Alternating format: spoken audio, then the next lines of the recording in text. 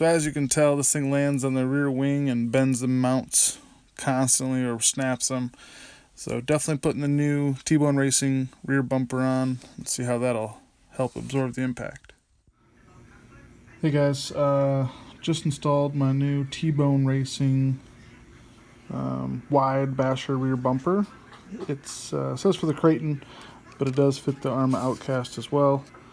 But before that, I had the skid plate from Voltage Hobbies, and I really liked that, but the issue was landing on the rear wing mount, just bending it. So I think this will give it some more rigidity, maybe less impact on the wing mount that's not there right now. Little side note here, just got these RPM hex drivers, absolutely amazing quality. 30 bucks, 35, depending on where you're at. Well worth it. Above and beyond anything I've ever had before. So, made in the US. They're made out of drill bits. So this is like a really hardened steel. And if you round that edge somehow, you are still going to be able to send it to them and they'll put a new edge on it. Anyway, so I went ahead and I sandwiched the aluminum skid plate from Voltage Hobbies and the T-Bone Racing bumper. If I do land really hard on this, just the plastic and these bolts could rip out. And I've heard of other people doing it on the front end. So I thought if I did this, it's displacing more of the impact, not just to the screw, but to the whole plate. So yeah, it's a little thicker, obviously. So this is the hardware that T-Bone Racing supplies for the thickness difference of their plastic. So I went above and beyond that because of the difference in both. Got some stainless upgraded as well. So that's what's going in there. Now the reason I don't do it to the front like that is I have the new 2.0 version. The XV4 2.0 front. Again, it says Creighton, fits the Arrma Outcast perfectly. Now, what I wanted to show you is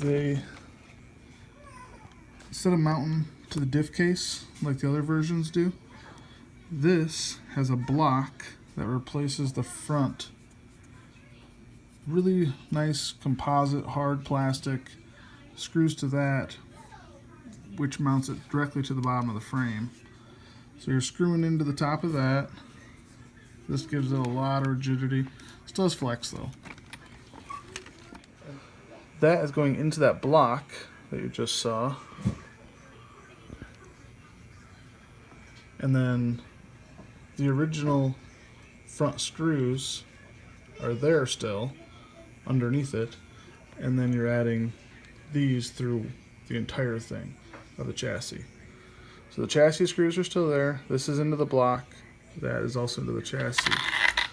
But that setup makes take an impact. I mean, I've crashed this thing, nosedived it, and it looks good. I mean, fits absolutely perfect, and it looks really good compared to some of the other brands. All right, there it is.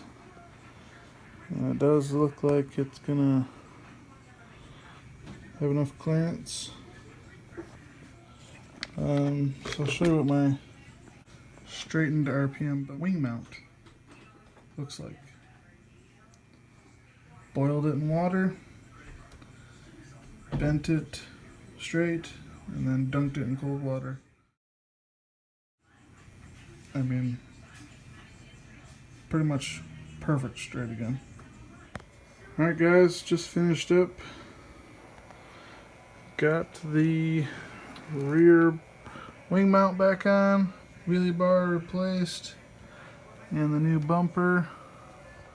Got a couple of new stickers. and some products I've put in. Well, hopefully this new rear bumper setup will save my wing mount. But thanks again for watching, guys, and we'll catch you next time.